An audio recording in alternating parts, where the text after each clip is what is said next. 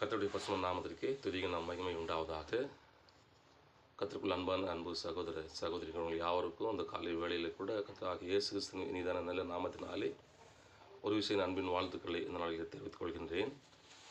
இன்றைக்கு நாம் தெரிந்து கொண்ட ஒரு வேத பகுதி யாத்திராகமம் 14ஆம் அதிகாரம் 11வது வசனம். அவர்கள் மோசையை நோக்கி, எகிப்திலே பிரேத குழிகள் இல்லையென்றா வனாந்திரத்தில் சாகும்படிக்கு எங்களை கொண்டு வந்தீர்? நீர் எங்களை எகிப்திலிருந்து புறப்பட்டு பண்ணினதினால் எங்களுக்கு இப்படி செய்தது என்ன என்று சொல்லி இஸ்ரவேல் ஜனங்கள் வனாந்திர வாழ்க்கையிலே மோசனிடத்தில் முறுமுறுக்கிறத இங்கே நாம் பார்க்கின்றோம். எகிப்தை விட்டு இஸ்ரவேல் புறப்பட்ட போதிருந்த அனுபவத்திலிருந்து நமக்கு ஒரு பாடத்தை தேவன் நமக்கு கற்றுக் கொடுக்கிறார். அதாவது ஏறக்குறைய புருஷர் மாத்திரம் 6 லட்சம் பேர். இப்போது 1 மில்லியன் பேருக்கும் அதிகமானோர் தவறான வழியில் கொண்டு செல்லப்பட்டதாக அவர்கள் பலர் நினைக்கிறாங்க. எங்களை மோசே தவறான பாதையில் நடத்துகிறாரு என்று சொல்லி புறப்பட்ட அந்த 6 லட்சம் புருஷர்கள் அநேகமான மக்கள் என்ன செய்கிறாங்கனாக்கா, மோசே எங்களை தவறான பாதையில் வழிநடத்தி கொண்டு போகிறார். இஸ்ரவேலில் எகிப்திலே சவக்குழிகள் பிரேத குழிகள் இல்லை என்றா இந்த வனாந்திரத்தில் சாகத்தை கொண்டு வந்தீங்க, எங்களுக்கு இப்படி எகிப்திலிருந்து புறப்பட பண்ணினதினால் எங்களுக்கு இப்படி நீ செய்தது என்ன என்று சொல்லி மோசேக்கு விரோதமாக முறுமுறுக்கிறதை இங்கே நாம் பார்க்குறோம். அவங்க இஸ்ரவேல் ஜனங்க என்ன செய்கிறாங்கனாக்கா, அந்த எகிப்தினுடைய அந்த அடிமைத்தளத்துலேருந்து அவங்க புறப்பட்டு போய் கொண்டிருக்கிறாங்க. முன்னாடி பார்த்தாக்கா செங்கடல் இருக்கிறது, பின்னால் பார்த்தாக்கா பார்வோனின் சேனை இவளை பின்தொடர்ந்து துரத்தி கொண்டே வருகிறது. ஒரு மேகம்தான் அவர்கள் அப்படியே என்ன செய்து வழிநடத்தினதாய் நாம் பார்க்கிறோம். அவங்க எங்கேருந்து வெளியே வராங்கனாக்கா, மூட நம்பிக்கையில் அந்த நாட்டிலிருந்து தான் அவங்க ரொம்ப நாளாக வாழ்ந்திருந்தாங்க. ஏறக்குறைய 430 ஆண்டுகளாக அந்த ஏறக்குறைய இல்லை முழுமையாக 430 ஆண்டுகளாக அந்த மூட நம்பிக்கை உள்ள அந்த நாட்டிலே அவங்க வாழ்ந்திருந்ததுனாலே அவர்கள் அந்த மூட நம்பிக்கையை விட்டு அவங்க இன்னும் வெளியே வராதபடி இருந்தாங்க. அதனால் என்ன செய்கிறாங்கனாக்கா, சிலர் அந்த மேகம் வந்து அவர்கள் வழிநடத்துது இல்லையா, அந்த மேகத்தை ஆச்சரியத்தோடு பார்க்குறாங்க. ஒரு சிலர் பயத்தோடு அதை பார்த்தார்கள். சிலர் நல்ல சகுனம் அப்படின்னு சொன்னாங்களாம். நல்ல சகுனம், நம்ம மேக ஸ்தம்பம் வந்திருக்குது அப்படின்னு சொல்லிட்டு பயத்தோடும் ஆச்சரியத்தோடும் நற்சகுனம் என்றும் என்ன செய்கிறாங்க அவங்க பார்க்குறாங்க. அவங்க கடலுக்கு அருகே அவங்க தங்கியிருக்கிற பாளையம் இறங்கியிருக்கிற அவர்கள் தூரத்திலே பார்வோனுடைய சேனையும் அந்த சேனையின் ரதங்கள் எப்படி வருதுனாக்கா, அந்த பட்டயங்கள் மினுமினுத்து கொண்டும் அங்கே வருகிறதே அவங்க தூரத்துலேருந்து பார்க்குறாங்க. அவங்க பட்டயங்கள், அந்த சத்தம், குதிரையினுடைய சத்தம், ரதங்களுடைய சத்தம், மனிதர்களுடைய சத்தம் பின்தொடர்ந்து வருகிறது எப்படி பார்க்குறாங்கனாக்கா, திகில் சூழ்ந்து இருக்கிறதான சூழ்நிலையில் பயத்தோடு கூட என்ன செய்கிறாங்கனாக்கா, அவங்க கர்த்தர்கிட்ட முறையிட்டார்கள். கர்த்தர்கிட்ட முறையிடுறாங்க. பலர் வந்து மோசேக்கிட்ட முறுமுறுக்கிறாங்க. நாங்கள் எகிப்திலே செத்து போயிருப்போமே, ஏன் இப்படி எங்களை கொண்டு வந்த? எகிப்திலே பிரேத குழிகள் சவக்குழிகள் இல்லையா என்று சொல்லி முறுமுறுக்கிறாங்க.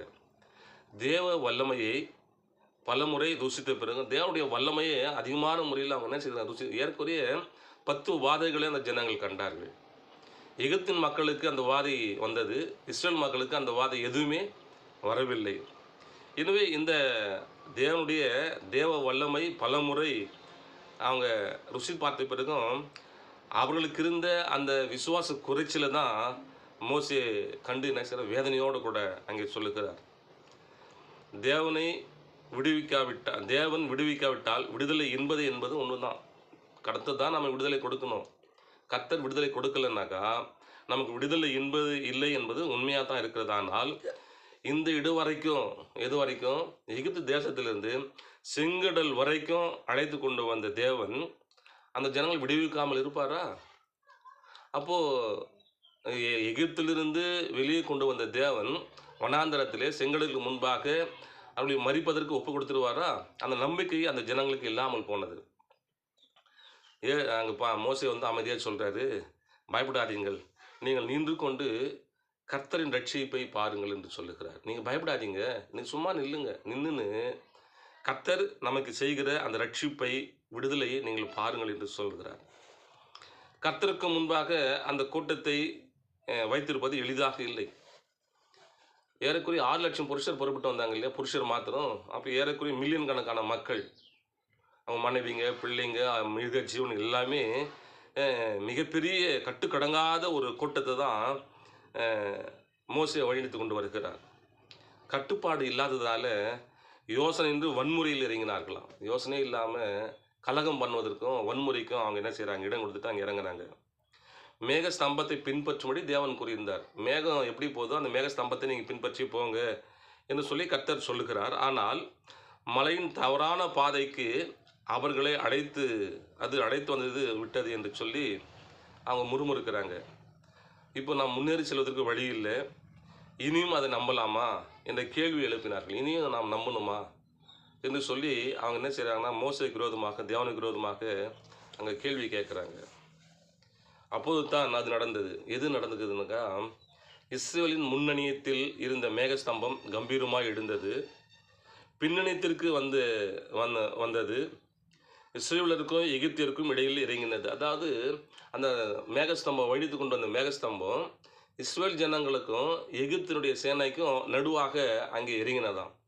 அதனால என்ன நடக்குதுன்னாக்கா, பின்னாடி வந்த எகிப்தின் சேனைகளுக்கு முன்னாடி இஸ்ரவேல் ஜனங்களை காணக்கூடாது படிக்கும், முன்னாடி போகிற இஸ்ரவேல் ஜனங்கள் திரும்பி பார்த்து அந்த சேனைகளை கண்டு பயப்படாத படிக்கும் அது நடுவாக அந்த மேகஸ்தங்கம் அப்படியே இறங்கினது. துரத்தி கொண்டு வந்த எகிப்தின் சேனைகள் அப்படியே நின்றுட்டாங்களாம். ஏன்னா அவங்களுக்கு என்ன நடக்குதுன்னே தெரியல. இஸ்ரவேல் பக்கம் வெளிச்சமாக இருந்த மேகஸ்தம்பமானது எகிப்தியர் பக்கம் இருட்டாக இருந்தது. இஸ்ரவேலுடைய பாளையத்தை எகிப்தியர்கள் காண முடியும். இஸ்ரவேலுடைய அங்க குடியிருந்த அந்த செங்கடலுக்கு அருகே குடியிருந்த அந்த பாளையத்தை எகிப்தின் சேனைகளால பார்க்க முடியவில்லை. இரவு வந்தபோது அது இன்னும் இருட்டாயிற்று. இரவு வரும்போது இன்னும் அதிக இருட்டாய் அது மாறி போனது. இஸ்ரவேலுடைய பகுதியையோ அது பகலாக ஆக்கி கொண்டிருந்தது. பகலிலே மேகஸ்தம்பமும், இரவிலே அக்னி ஸ்தம்பமாக இருந்த இஸ்ரவேல் பிள்ளைகளுக்கு, எகிப்தின் சேனைக்கு அது அப்படியே கார் இருளாக அது மாறி போனது. எகிப்தியருக்கு பயங்கரம், இஸ்ரவேலருக்கு பாதுகாப்பு. எகிப்தியருக்கு அது பயங்கரமான ஒரு இருளாய் இருந்தது. ஆனால் அந்த மேகஸ்தம்பம், அந்த இருள் தான் இஸ்ரவேல் ஜனங்களுக்கு பாதுகாப்பாய் அங்கே காணப்பட்டது என்று சொல்லி இங்கே நாம் பார்க்கிறோம். எனவே கர்த்தருக்கு அன்பான தேவனுடைய பிள்ளைகளே, தேவன் எப்படியாவது, எதை கொண்டாவது, யாரை கொண்டாவது நம்மை பாதுகாப்பாக வழிநடத்தி பரலோகத்துக்கு கொண்டு போய் சேர்ப்பார். அந்த நம்பிக்கை நமக்கு வேணும். என்னை கைவிட்டாரா என்று சொல்லி நம்ம என்ன கலங்கி தவிக்கக்கூடாது. எனவே வனாந்திரத்தில் பாதுகாத்த அந்த தேவனுடைய அந்த மேகம் நம்மையும் பாதுகாக்கும், நமக்கும் பாதுகாப்பை கொடுப்போம், ஆசீர்வாதத்தை அது கொடுக்கும். இந்த நம்பிக்கையில் தொடர்ந்து நாம் காணப்படுவோம். கர்த்தர் நிச்சயமாக நம்மை ஆசீர்வதிப்பார். ஆமென்.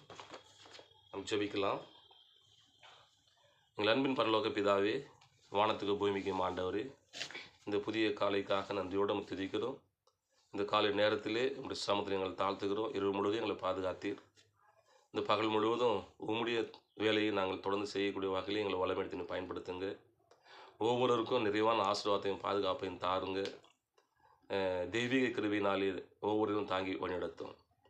நாங்களும் ஆண்டவரே, மோசே அந்த வனாந்திர வாழ்க்கையில் இஸ்ரவேல் ஜனங்கள் வேண்டித்து வரும்போது முறுமுறுத்ததை போல நாங்கள் முறுமுறுக்காதபடி இது எல்லாமே எங்களுக்கு ஒரு பாடமாக இருக்கிறது நாங்கள் உணர்ந்து, அவருடைய எப்படிப்பட்ட சூழ்நிலை வந்தாலும் கர்த்தர் எங்களோடு கூட இருக்கிறார், கர்த்தர் எங்களை விடுவிப்பார் இந்த நம்பிக்கையில் தொடர்ந்து நாங்கள் காணப்பட என் ஆண்டவரையே நீர் உதவி செய்துள்ள முடியாய்க்கும் நாங்கள் ஜெபிக்கிறோம். மேலான கிருபை, ஆசீர்வாதம் இந்த நாள் முழுவதும் எங்களோடு கூட இருக்கட்டும். இதை கேட்கிற ஒவ்வொருவரோடும் நம்முடைய பிரசன்னம் இருந்து பாதுகாத்து கொள்ள முடியாக, ஆசீர்வதிக்க முடியாக, எங்களுக்காக என்னுடைய பாவங்களுக்காக மரித்து விட்டு தாழ்மையோடவராக இயேசு நாமத்தில் ஜெபிக்கிறோம். எங்கள் பரலோகத்தின் நல்ல பிதாவே. ஆமென். ஆமென்.